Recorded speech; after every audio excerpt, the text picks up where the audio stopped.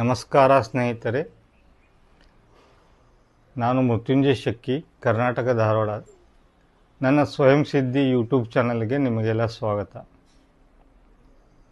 ಸ್ನೇಹಿತರೆ, ನಾನು ಕಳೆದ ವಿಡಿಯೋದಲ್ಲಿ ನಮ್ಮ ಮನಸ್ಸು ನಮ್ಮ ದೇಹದ ಮೇಲೆ ಹೇಗೆ ಅಗಾಧವಾದ ಪರಿಣಾಮವನ್ನು ಮಾಡುತ್ತದೆ ಎಂದು ಹೇಳಿದ್ದೆ.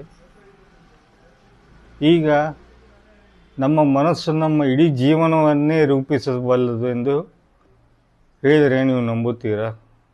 ನಿಜ ಸ್ನೇಹಿತರೆ, ನಮ್ಮ ಮನಸ್ಸು ನಮ್ಮ ಇಡೀ ಜೀವನದ ಒಂದು ರೂಪಕ. ನಾವು ಪ್ರತಿ ಕ್ಷಣ ಏನು ಯೋಚನೆ ಮಾಡುತ್ತಿರುತ್ತೇವೆಯೋ ಅದು ನಿಮ್ಮ ಜೀವನದಲ್ಲಿ ಆಗುತ್ತಾ ಹೋಗುತ್ತದೆ. ಸ್ನೇಹಿತರೆ, ಗೌತಮ ಬುದ್ಧ ಒಂದು ಕಡೆ ಹೇಳುತ್ತಾನೆ, ನಿಮ್ಮ ಜೀವನ ನಿಮ್ಮ ಆಲೋಚನೆಗಳ ಸಂಗ್ರಹವಾಗಿದೆ. ನೀವು ಏನು ಯೋಚನೆ ಮಾಡುತ್ತಿರುತ್ತೀರೋ ಅದು ನಿಮ್ಮ ಜೀವನದಲ್ಲಿ ನಡೆಯುತ್ತಾ ಹೋಗುತ್ತದೆ. ಸ್ನೇಹಿತರೆ, ಇವತ್ತು ನಮ್ಮ ಮನಸ್ಸಿನ ಬಗ್ಗೆ ಅತ್ಯಂತ ವಿವರವಾಗಿ ಅರ್ಥ ಮಾಡಿಕೊಳ್ಳೋಣ. ನಮ್ಮ ಮನಸ್ಸನ್ನು ನಾವು 2 ವಿಭಾಗಗಳನ್ನಾಗಿ ಮಾಡಬಹುದು. ಒಂದು ಜಾಗೃತ ಮನಸ್ಸು ಹಾಗೂ ಸುಪ್ತ ಮನಸ್ಸು. ಜಾಗೃತ ಮನಸ್ಸು ಕೇವಲ ನಮ್ಮ ಜೀವನದ 5% ಭಾಗವನ್ನು ಮಾತ್ರ ನಿಯಂತ್ರಣ ಮಾಡುತ್ತದೆ. ನಮ್ಮ ಸುಪ್ತ ಮನಸ್ಸು ನಮ್ಮ ಇಡೀ ಜೀವನವನ್ನು ನಿಯಂತ್ರಣ ಮಾಡುತ್ತದೆ. ನೀವು ಈ ವಿಡಿಯೋವನ್ನು ಕೊನೆಯವರೆಗೂ ನೋಡಿ. ಸುಪ್ತ ಮನಸ್ಸನ್ನು ನಾವು ಹೇಗೆ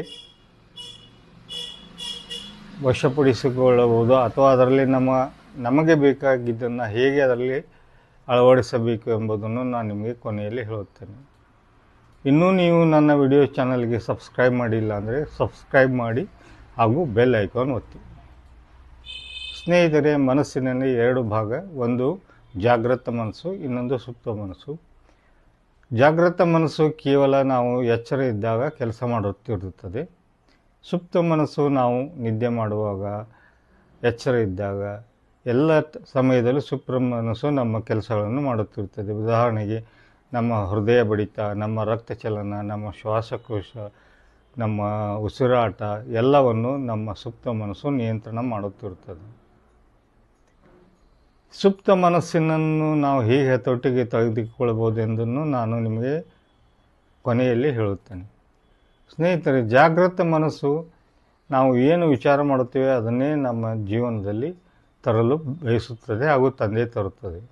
ಆದ್ದರಿಂದ ಒಳ್ಳೆಯ ವಿಚಾರಗಳನ್ನೇ ಮಾಡಿ, ಎಲ್ಲರಿಗೂ ಒಳ್ಳೆಯದನ್ನೇ ಬಯಸಿ, ಆರೋಗ್ಯದಿಂದ ಇದ್ದೇವೆ ಅಂತ ಭಾವಿಸುತ್ತಾ ನಾನು ಅತ್ಯಂತ ಶ್ರೀಮಂತನಾಗುತ್ತಿದ್ದೇನೆಂದು ಭಾವಿಸುತ್ತಾ ಹೋಗೋದಲ್ಲಿ ನಿಮ್ಮ ಜೀವನವು ನಿತ್ಯ ನಿತ್ಯ ಬದಲಾಗುತ್ತಾ ಹೋಗುತ್ತದೆ. ಸ್ನೇಹಿತರೆ, ಮನಸ್ಸಿನ ಅವಸ್ಥೆಗಳು 4. ಒಂದನೇದು ಜಾಗೃತ. ಇದು ನಾವು ಎಚ್ಚರವಿದ್ದಾಗ ಈ ಸ್ಥಿತಿಯಲ್ಲಿ ಇರುತ್ತೇವೆ. ಎರಡನೇದು ಸ್ವಪ್ನಾವಸ್ಥೆ. ಇದು ನಾವು ಮಲಗಿದಾಗ, ನಾವು ನಿದ್ದೆ ಮಾಡುವಾಗ ನಮ್ಮ ಕನಸುಗಳಲ್ಲಿ ಇರುತ್ತೇವೆ. ಇದಕ್ಕೆ ಸ್ವಪ್ನಾವಸ್ಥೆ ಅಂತೇವೆ. ಮೂರನೇದ್ದು ಸುಷುಪ್ತಿ. ಇದು ಧ್ಯಾನ ಮಾಡುವಾಗ ನಾವು ನಮ್ಮ ಮನಸ್ಸನ್ನು ಏಕಾಗ್ರಗೊಳಿಸಿ ಆ ಸ್ಥಿತಿಗೆ ಸುಷುಪ್ತಿ ಎಂದು ಕರೀತೇವೆ. 4ನೇ ಅವಸ್ಥೆ ತುರಿಯ. ಇದು ಸಮಾಧಿ. ಇದನ್ನು ಋಷಿಗಳು ಅನೇಕ ಬಾರಿ ಮಾಡಿ ತೋರಿಸಿದ್ದಾರೆ.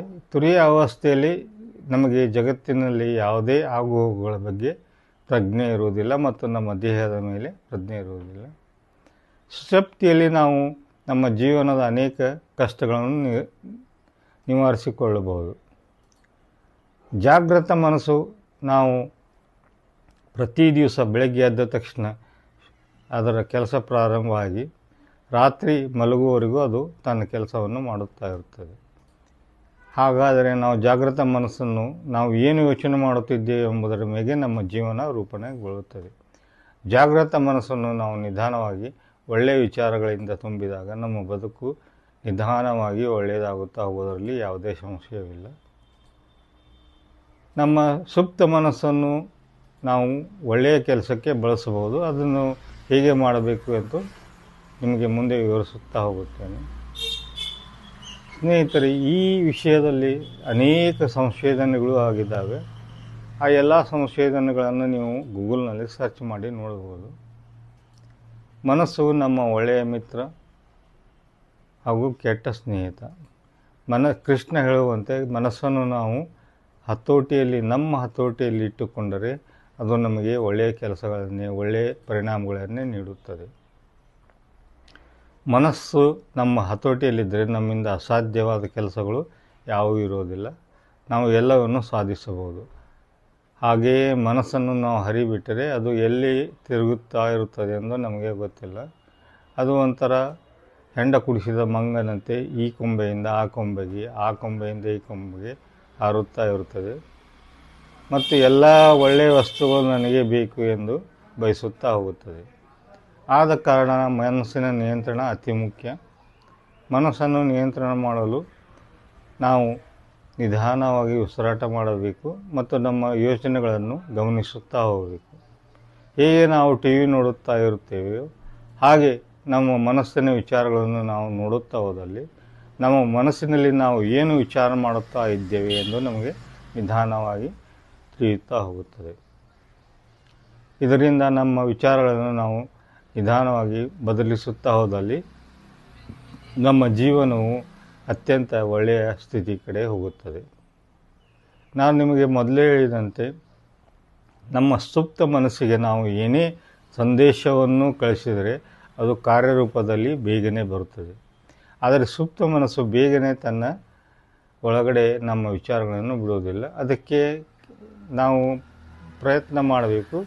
ಪ್ರಯತ್ನದಿಂದ ಫಲ ಸಿಗುತ್ತದೆ. ಅದನ್ನು ಧ್ಯಾನಾವಸ್ಥೆಯಲ್ಲಿ ನಾವು ಮಾಡಬಹುದು. ಆದರೆ ಅದನ್ನು ತಲುಪೋದಕ್ಕಿಂತ ಮೊದಲು ನಾವು ಧ್ಯಾನ ಮಾಡಲು ಗೊತ್ತಿಲ್ಲ ಅಂದರೆ ಅದನ್ನು ನಾವು ಹೇಗೆ ತಲುಪಬಹುದು ಎಂದರೆ, ನಾವು ಮಲಗಿದಾಗ ಇನ್ನು ನಿದ್ದೆ ಬರುವ ಕೆಲವೇ ಕ್ಷಣಗಳಲ್ಲಿ ನಮ್ಮ ಮನಸ್ಸಿಗೆ ನಾವು ಏನು ಹೇಳುತ್ತೇವೆ ಅದು ಮಾರನೇ ದಿನ ಆಗಲು ಶುರು ಆಗುತ್ತದೆ ಮತ್ತು ನಾವು ಬೆಳಿಗ್ಗೆ ಎದ್ದ ತಕ್ಷಣ ನಮ್ಮ ಮನಸ್ಸಿಗೆ ಒಳ್ಳೆಯ ವಿಚಾರಗಳನ್ನು ಕೊಟ್ಟು ನಾನು ಯಶಸ್ಸಿನತ್ತ ಸಾಗುತ್ತಿದ್ದೇನೆ ಅಂತ ಹೇಳುತ್ತಾ ಹೋದಲ್ಲಿ ಅದು ಕೂಡ ಈ ಎರಡು ಸಮಯದಲ್ಲಿ ನಾವು ನಮ್ಮ ಸುಪ್ತ ಮನಸ್ಸಿನಲ್ಲಿ ನಮಗೆ ಬೇಕಾದ ವಿಚಾರಗಳನ್ನು ಕಳಿಸಿ ನಮಗೆ ಏನು ಬೇಕು ಆ ಪರಿಣಾಮಗಳನ್ನು ಪಡೆದುಕೊಳ್ಳಬಹುದು. ಹಾಗೆಯೇ ಅನೇಕ ಕೆಲಸಗಳನ್ನು ನಮ್ಮ ಮನಸ್ಸು ಮಾಡುತ್ತಾ ಇರುತ್ತದೆ. ನಾನು ನಿಮಗೆ ಕಳೆದ ವಿಡಿಯೋದಲ್ಲಿ ಹೇಳಿದಂತೆ ಒಂದು ಸಣ್ಣ ಧ್ಯಾನವನ್ನು ಹೇಳಿದ್ದೆ. ಆ ಧ್ಯಾನವನ್ನು ನೀವು ನಿಧಾನವಾಗಿ ಪ್ರಾರಂಭಿಸಿ ಅನೇಕ ಸಮಸ್ಯೆಗಳಿಂದ ಬಗೆಹರಿಸಿಕೊಂಡು ಹೊರಗೆ ಬರಬಹುದು. ನಿಮ್ಮ ಜೀವನವು ನಿಮ್ಮ ಕೈಯಲ್ಲೇ ಇರುತ್ತದೆ, ಅದನ್ನು ನೀವೇ ರೂಪಿಸಿಕೊಳ್ಳಿ ಅಂತ ಹೇಳುತ್ತಾ ನನ್ನ ಈ ವಿಷಯವನ್ನು ನಾನು ಮುಗಿಸುತ್ತಾ ಇದ್ದೇನೆ. ಧನ್ಯವಾದ. ನಮಸ್ಕಾರ.